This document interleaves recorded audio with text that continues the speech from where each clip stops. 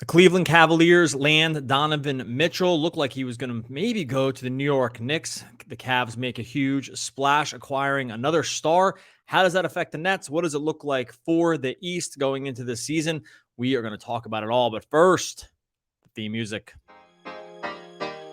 You are Locked On Nets, your daily Brooklyn Nets podcast. Part of the Locked On Podcast Network, your team every day.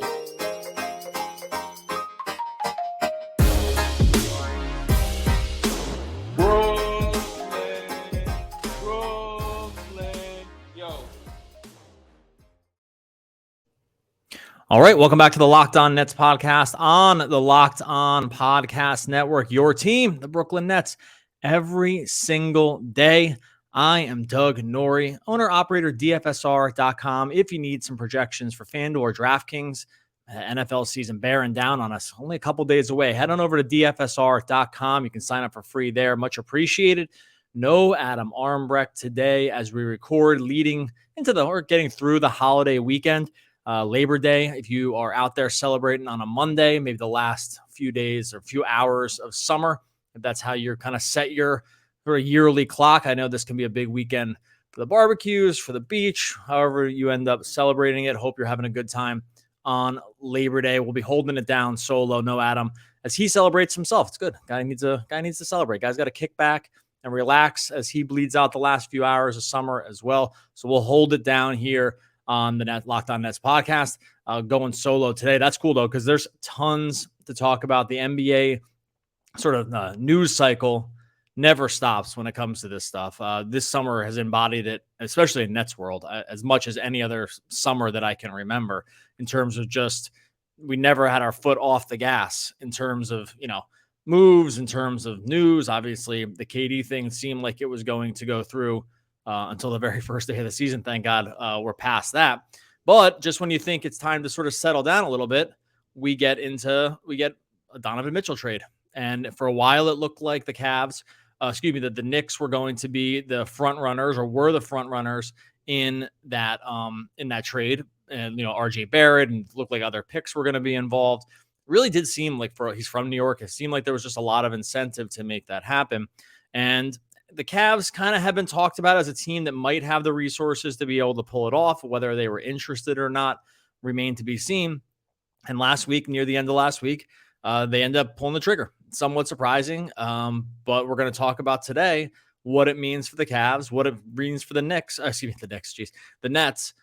because these moves also never come in a vacuum, right? These big moves, these big sort of, quasi ground shifting moves among the league never just happen and don't affect any other team. This is going to affect the Nets also. So we'll talk about how that kind of plays itself out in terms of the overall NBA landscape. But just from a trade perspective, the Cavs, I think both teams kind of hit a home run here. We'll talk about what was included in it. But in terms of the Cavs, you kind of have to love what happened for them here. So the Cleveland send out Larry Markkinen. They send out Colin Sexton in a sign and trade. He had been a free agent. It had been sort of a little weird what was happening. He was coming off the ACL injury, and it did not look like he was part of Cleveland's future. But then it was kind of difficult to figure out where his value was going to be. He goes in a sign and trade. Their first round draft pick, Ochai Agbaji, goes out as well. So if you want to count him as a first round pick that goes in this draft, we've seen that sort of play out.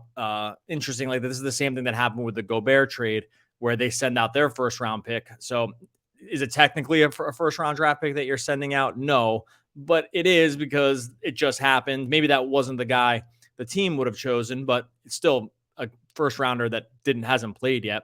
And then they send out 3 unprotected first rounders, 25, 27, and 29, and 2 swaps in 26 and 28. And they get back Donovan Mitchell. So from a Cavs perspective, like I said, we'll focus more on the Cavs here, just because Utah is just in the tank. They are playing for future picks. They are playing for just something down the line. They're tanking to get Wembanyama in the first with the first pick this year. So that's just where they're going to land. In terms of Cleveland, though, you have to. I love this trade. I love this trade for them for a lot of different reasons. I don't love it because I want the Nets to do well. So from that standpoint, it doesn't do all that well. But in terms of like where Cleveland lands, you kind of have to like this. So Mitchell is along sort of the same age timeline as a lot of these other guys on Cleveland. So if you want to say that their stars are Darius Garland, Evan Mobley, if you want to throw Jared Allen into the star conversation with those guys, he's probably not by a conventional standpoint a star. It was an all-star last year, but Garland's 22. Mobley, obviously, we know is 21. He just came out last year in his rookie season. And then Jared Allen's 24 and Donovan Mitchell is 25. That, in terms of where you are as a team, lining up along a nice sort of graph with all players being in the same sort of age range, Mitchell fits right in there. A little bit older, but that's just going to happen with any team that's getting better, because like a lot of your guys wouldn't have all come in the same draft, right? So you have to count him among that sort of core group. And, think about this too. Like, this is what we saw with the Kevin Durant trade, during the offseason, where the possible suitors were for Durant. Now, obviously, Kevin Durant is much better than Donovan Mitchell, but the age timeline wasn't lining up with a lot of these other teams. Like, it'd be very difficult to think about trading Kevin Durant to the Cavs for the Cavs to like unload a lot of prospects or a lot of assets, because he's just not on the same timeline as the other guys. With Mitchell at 25, you can start thinking about how that group grows together. So just from an age perspective, I think it was a home run for them. I think it would have been the same for the Knicks too if they hadn't sent out RJ Barrett, because they have some younger pieces there as well. And if they were able to have gotten that trade done without sending RJ, I think you can think about it a lot in the same light. I mean, it obviously ends up not happening. So from just an age perspective for Cleveland, it makes a lot of sense. And from a piece that they need perspective, this is like kind of the exact guy that Cleveland needed. They needed another guy who could just actually dribble and score. They had almost no one like that except for Darius Garland at the end of the season. They were decimated by injuries. They had lost Rubio. They had lost Sexton. They didn't have a lot of guard play. They tried to get it back with LeVert. It didn't really work that much. LeVert will be coming off the bench for this team now. But in terms of what they needed, in just sort of another scorer that could create his own shot, that can get to the rim, that can hit threes. He just is, an exceptional elite scorer when he has it all dialed in. We've seen it multiple times from Mitchell along his career. This is another piece that they just desperately needed, the Cavs.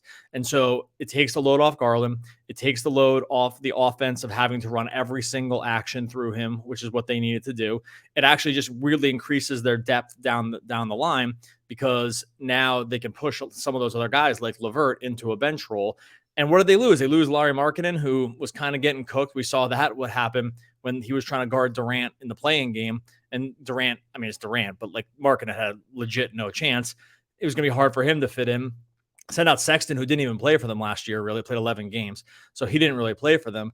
And all of a sudden you start talking yourself into like, this is looking like a really, really strong team. Are you worried about their perimeter defense? Not so much when you have Evan Mobley and Jared Allen following right behind them. So from a Cleveland point of view, you can't look at this anything else and say this trade totally wins. And then even if you look at the pieces that they sent out in terms of the draft picks, like, okay, yeah, they're unprotected picks, but like this team's probably going to be just pretty good through a lot of those years. Not all of them, maybe not all the way out into 2029, but is the 2025 pick going to be a lottery pick with this core? Almost definitely not. 2027, a lottery pick with this core? Almost definitely not. So it's not even like they're losing. Theoretically, they're not losing a ton of draft picks either, or a ton of draft capital either. So from a Cleveland perspective, you have to like it. It's good to talk about these things in the offseason, because moves like this do affect the Nets. Like, this move definitely affects the Brooklyn Nets. Like, you can't look at it any other way. Anytime a good team in the East gets maybe significantly better, that is going to affect Brooklyn. We'll talk about that in a second. First, got to talk to you about our friends over at Built Bar. If you haven't tried the new Built Bar Puffs, you're depriving yourself of one of life's great joys. We know that around our family. When those boxes show up, us, the extended family, wants to get on it too. They're always kind of asking, hey, did you get the new Built Bar re-up yet? One of those pieces, the cookie dough chunk puff, has been coming. Light, chewy texture, real cookie dough chunks, 100% covered in real chocolate. All the joys of eating cookie dough without the hassle of making it. Plus, it's healthy for you. Only 160 calories, 15 grams of protein. Go to built.com, snag a box for you and your family the perfect treat. If you can find a good hiding space like I need to do, just keep them for yourself. Go to built.com, use the promo code LOCKEDON15 to get 15% off of your order. Use promo code LOCKEDON15 for 15% off at built.com.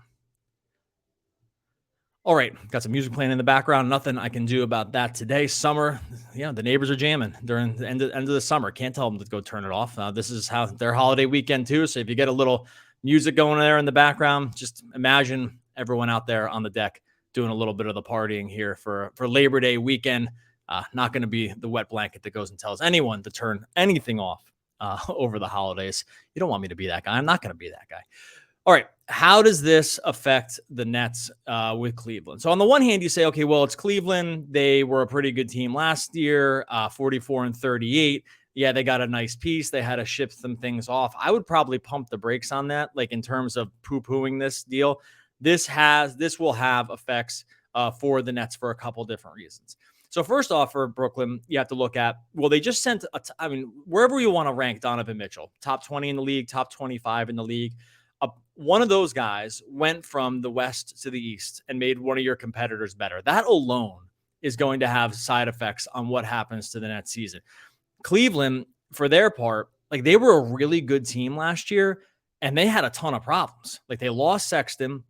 They had no bench play. They lost Rubio. The lineups that had like Rubio, Garland, Mobley, and Allen, like those combinations were awesome. I mean, Rubio got hurt too early in the season for it to like end up mattering over the huge long term. But if you look back at some of the on-court, off-court stuff when they had Rubio, and I'm going to put Rubio in here for just like another sort of just guard, like a guy who can dribble. He's not like Donovan Mitchell, except that when he got hurt, they just were really, really left with nothing in terms of the offensive end. When they had those lineups with him, this team was like really, really good. He gets hurt. It all falls on Garland, and the team still finishes with a 44-38 record with a 2.1 net rating. You're like, okay, 2.1 net rating, except that if you look at what their expected win percentage was, like what the record should have been last year, that starts to look more like 48 wins if you go by relative percent index. And all of a sudden you're like, oh, okay, this was just a really good team. 48-34 was their expected win percentage based on their net rating. And so, okay, it's pretty easy that if you look at it from that point of view, it's like a good team got better at exactly the place that they needed to be. Like they just needed to be, they needed this other guy. And I just looked up what those combinations were when they just had another offensive guy on the court. This is not going to make you feel great if you're a Nets fan. The combination of Rubio, Garland, Jared Allen, and Mobley, 106 minutes. So really small sample size. That team had 121 offensive rating and a 96 defensive rating. Okay. Right now, again, is Donovan Mitchell Rubio? No, he's way better. They're different players. Throw another sort of elite offensive talent onto Cleveland, and you have, from a starting five perspective, no matter where you put Isaac Okoro, like you have a very, very good team on your hands. And they kind of have depth too.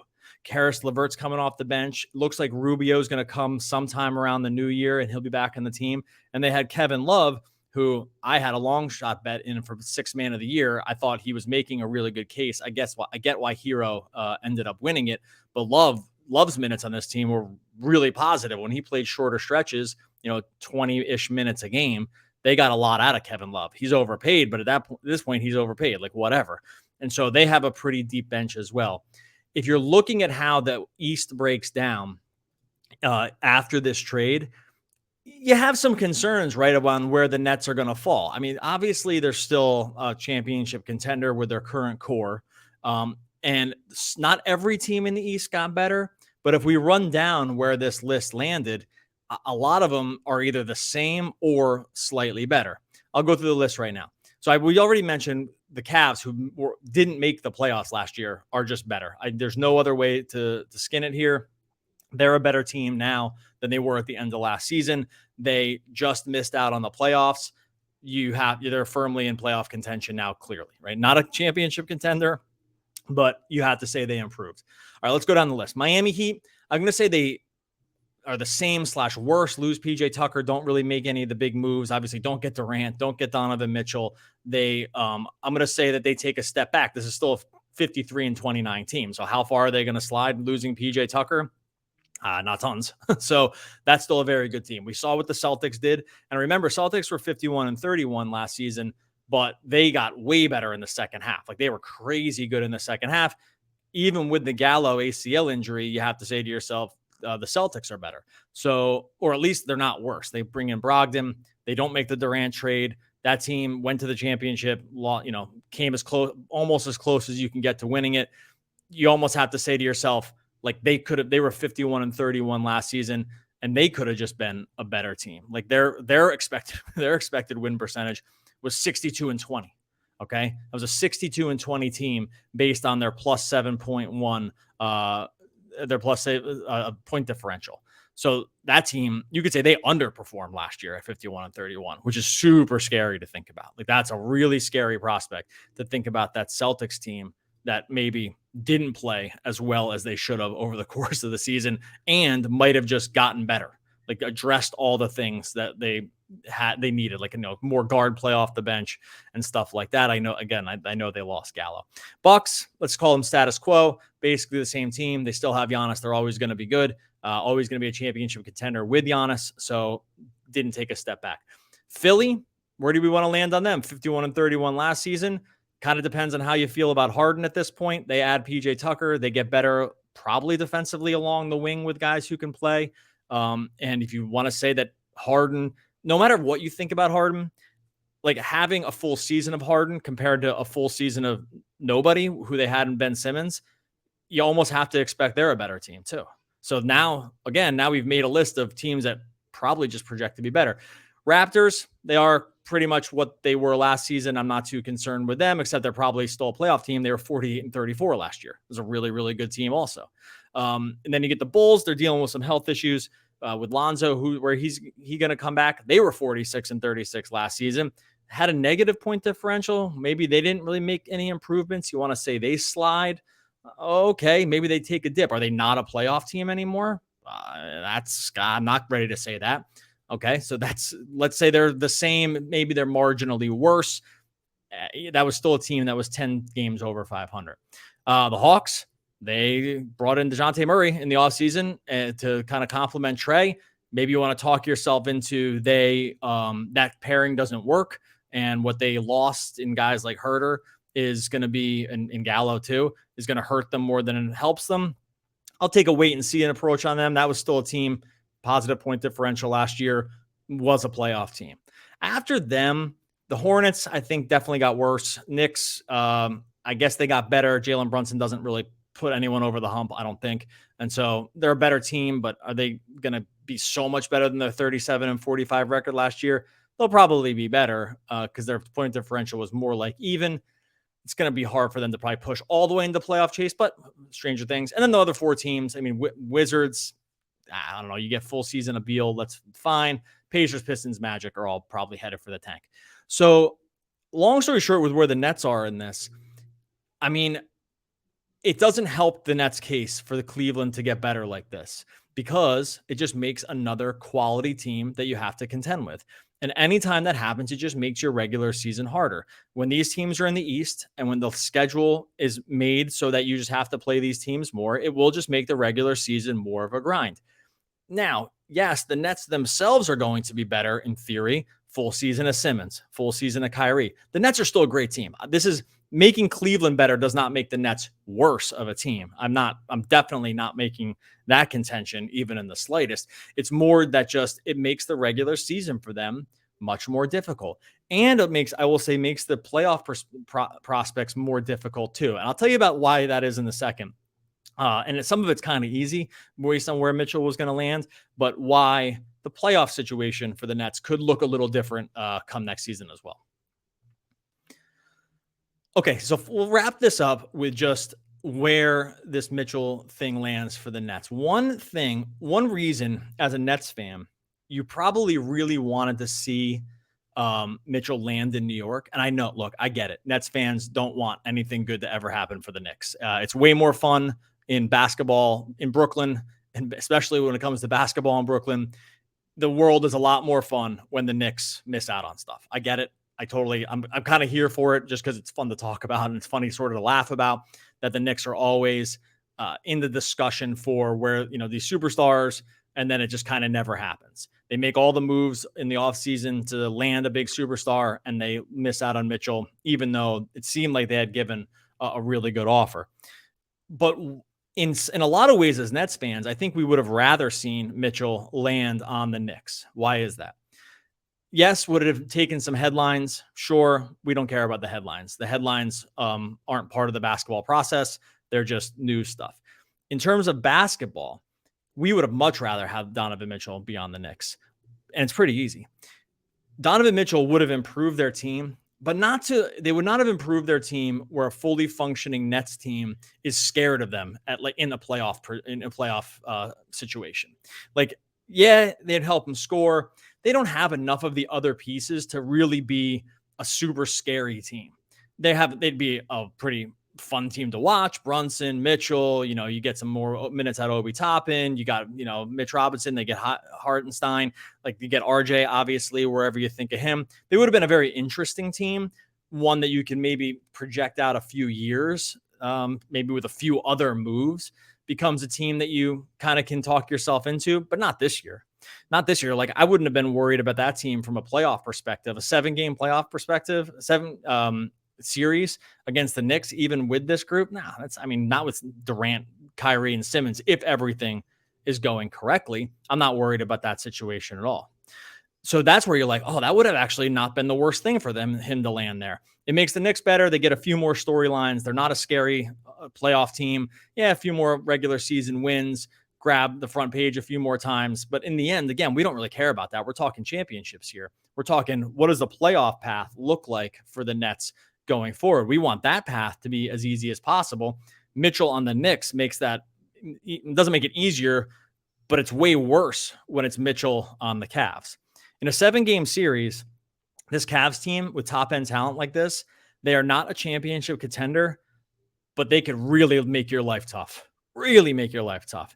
They have excellent backline defense. They have guys who can switch. If they even address the small forward position at all, like improve that at all over the course of the season. I don't know how they're going to, but they could. If they improve that at all over Okoro, like, this is actually a really, really scary team that could steal a series. If we're projecting the playoffs on September 4th and 5th into next season, like, that's a team that you probably you do not want to face that team in the playoffs. That team can catch lightning in the bottle. That team could score in bunches if Mitchell starts dialing it up and Garland starts dialing it up. That team can make your life very tough getting to the basket. Like, that team is not a team you want to play in the playoffs, to the point where, are you scared of it? No, but it would be closer than you think. And that's where I think these kind of trades, we have to kind of, start thinking down the line. With the Nets, we are really still only thinking in terms of championships. I know it's been a crazy couple of years now. It's gone as bad as it could possibly go in terms of some of these storylines. It's gone as bad as it could go in terms of injuries, in terms of just players feeling like they don't want to be here, blah, blah, blah. I know it's all gone bad, but Nets are still in the full-on championship talk. They're third or fourth right now in terms of championship odds. I think that's correct, even if it's, somewhat risky to think about them like that. The Nets are still a team that we think about in terms of championship. Anytime a team gets better, that could start to impede their ability to get to the championship or to make it very difficult for them to get to the championship, that is where you kind of can get a little worried. I think it's okay at that point to feel a little worried. That was my first feeling. That was my second feeling after seeing that Mitchell had gone to the Cavs. Was I was worried that, or I loved it for the Cavs because just from a basketball perspective, I like when teams make what I feel are cool moves. And then the second feeling was, ooh, man, that's going to make the East a more difficult road to hoe. There's just no way around it. And if you're a Nets fan, you have to be thinking like that. And so, yeah, come playoff time, are they going to play the Cavs? No, not necessarily, but it just makes another team that's a difficult playoff out. You added another team to the mix that could make your life difficult come the end of the regular season. That's where we expect the Nets to be. That's where we expect to be when we're coming down to rooting for these guys. We are thinking in terms of championship. We'll spend the beginning of the season evaluating what the Nets are as a team. And as we get on in the season, we're going to be evaluating what it looks like for them to move through the playoffs. This Cleveland team, Garland, Mitchell, Mobley, Allen, and all the other guys, the sort of role players that we mentioned before, that makes it a tougher situation. So, hey, if you want to go over to Bet, if you want to take advantage of it, I'm over at Bet Online. The Cavs right now are at 46.5 wins. I have talked myself into the over on that one based on that win percentage piece that we talked about. Do you want to just do a little life hedge over there? Go to Bet Online and throw a little, use them over there for maybe hitting the over on that one, because I think there's a lot of reasons to think that they could, just outpace that win total. Not great for the Nets, but maybe make it work for you. Anyway, we always love when stuff happens in the NBA. Love cool trades like this. Love to be able to analyze it, to look at how it's going to work down the line, how it could look for these different teams, what it means for the Nets. Yeah, we're not running and quaking in our boots here, but yeah, from a Nets perspective, it doesn't make you super excited to know that a team is still going to be kind of young and maybe kind of good here for the next few years. Hope everyone enjoys Labor Day holiday. Hope Adam's out there enjoying it, whatever he's doing. Hope you out there have, gotten to enjoy the end of summer. If this is what you think is the end of summer, I totally get it. Hopefully you're, relaxing, gearing up for maybe a fall. We are going to be covering the Nets every single day throughout the fall and on obviously into the season and beyond. Make sure you subscribe over on YouTube. Make sure you also subscribe wherever you listen to podcasts, free and available on all platforms. Much appreciated. All the people that continue to jump in with the comments. The numbers just continue to climb. We feel so blessed. And hopefully, through this holiday weekend and beyond, we'll be with you talking more Brooklyn Nets basketball. Adam is the one that usually brings one of the quotes from the great American poets. It's always at this point in the podcast where I have forgotten to cue one up, because that's what Adam does. And that's why we need him back. He'll be back, and he and I will be back more this week talking more Brooklyn Nets basketball.